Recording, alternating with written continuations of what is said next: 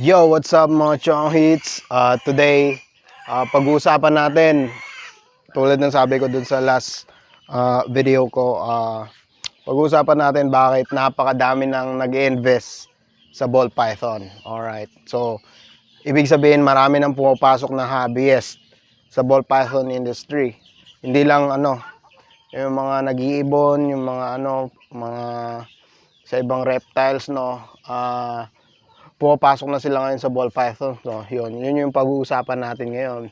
Pero bago dyan, bago ang lahat, papakita ko muna yung mga alaga ko sa inyong mga bingala. Alright, so napakadami ng mga yan. Medyo sinisipon pa ako pero magaling naman na ako eh. Alright. Alright, so dito tayo mag-video sa sa aking dagaan. Alright. So, ayan. Dito tayo gagawa ng content kasi wala akong magulo yung kwarto ko. Tsaka masyadong maingay sila doon sa sa bahay. Alright. So hanap muna tayo ng upuan natin. Yan.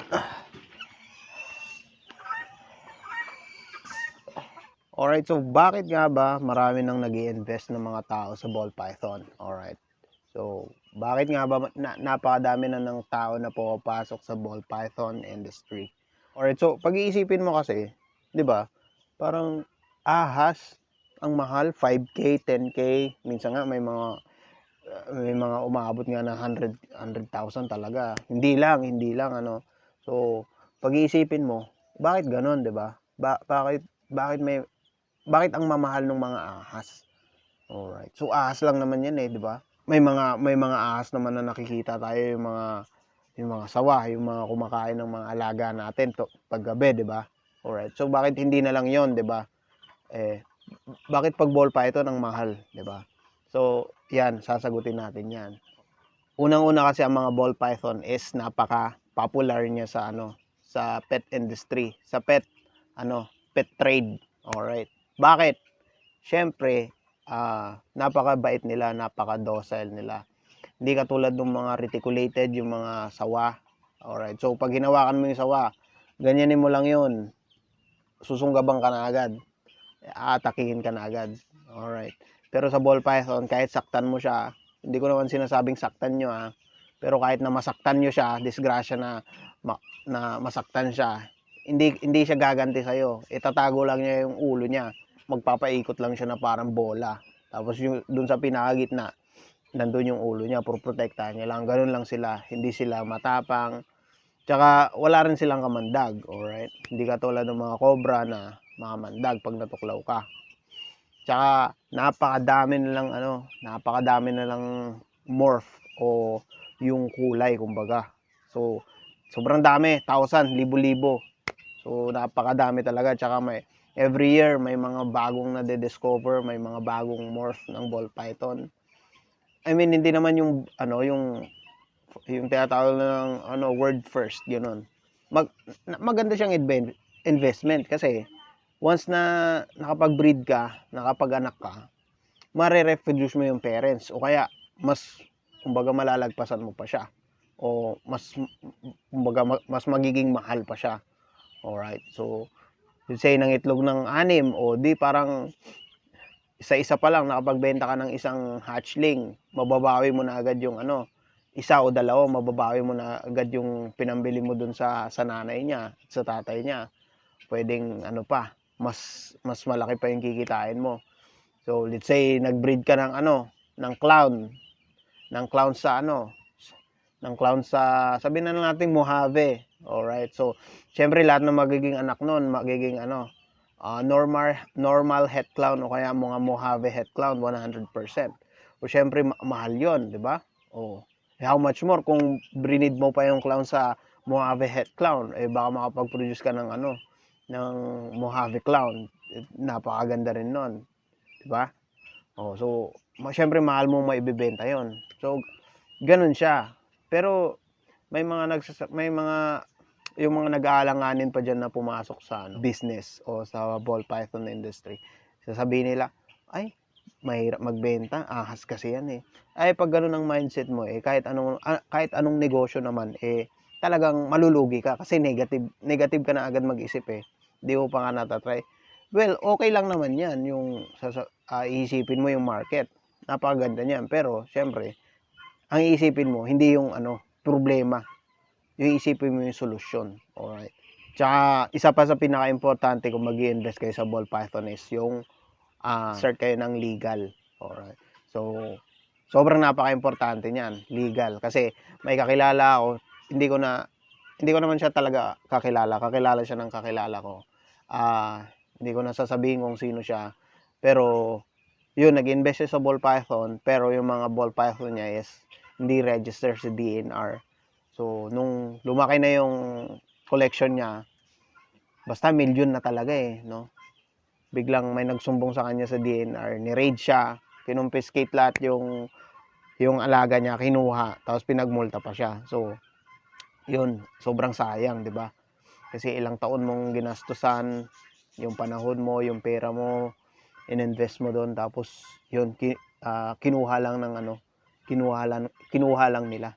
So, napakasayang, no? So, pag mag-ano ka, hindi naman totally ganun kamahal, eh. Tsaka, mas maganda sa legit. Kasi pag bumili ka sa legit, let's say, bumili ka ng female, alright? Bumili ka ng female, tapos, all of the sudden, naging male, nung lumaki. Syempre, pwede mong yun, pwede mo siyang habulin. Pwede mong ipapalitan, alright? Pwede ka rin magpa-add sa inconvenient dahil dun sa ginawa niya. Pero, yung mga kakilala kong mga legit talaga, nag-aano talaga, nagbibigay sila ng compensation, alright? So, let's say, yung nabigyan ka ng male, ang gagawin nila, hindi na nila kukunin yun, tapos papalitan nila nung female na talagang mo, para syempre, hindi sila ma-post o hindi sila masira sa mga customer nila, alright? So, isa pa, pag bumili ka sa hindi legal source, alright? Pag bumili ka sa hindi legal source, maaring kunyari yung mga rush, lalo na yung mga rush na yan, expected mo baka may sakit yan, o kaya yun nga, sasabihin female, pero pagka kita mo, pag brinid mo na male pala, nag-aaway sila nung dalawang lalaki kasi mag-aaway yan, eh. Alright. So, syempre kung sa tabi-tabi ka lang bumili ng ahas mo, paring sigurado lang 100% hindi yan papalitan o iba-block ka agad. Ganun yung mga yan. Syempre, naka-experience na rin ako ng mga ganyan. Ikaw pang masama, iba-block ka pa nila. Ang hirap kasi ibenta ng ball python, lalo pag yung mga low mutes, yung single gene na syempre, pag female, okay pa, eh. Kunyari, Mojave, mga lesser female, okay pa yan, eh. Kasi pwede mong gamitan ng powerful na male. Pero pag yung mga yung mga single gene, tapos male pa, syempre, kumbaga mada-downgrade na yung morph. Alright. So, bali bababa na. Say may ka, may clown ka, o may pastel clown ka. Alangan naman yung pastel clown mo, i-breed mo sa single gene na Mojave. 'Di ba? Syempre hindi. Pipili ka ng male na powerful na multi-genes, tapos may recessive din. Napaka-importante talaga bumili kayo sa legit na napakadami diyan. Alright, napakadami diyan na mga source, alright, sa Facebook, sa mga groups, makikita mo diyan yung mga legit na may mga farm permit. Bali ako kasi hindi pa naman ganoon ako katagal, hindi pa naman ako ganoon katagal nagbo-ball python. Bali mga 2 years pa lang mahigit. Pero this season is magbi-breed na ako. Kaya sobrang excited ko na din. Bali 4 na female yung i-breed ko ngayon this season. At sana mag-take silang lahat. Tsaka syempre nag-aral na din ako. Tsaka dun sa mga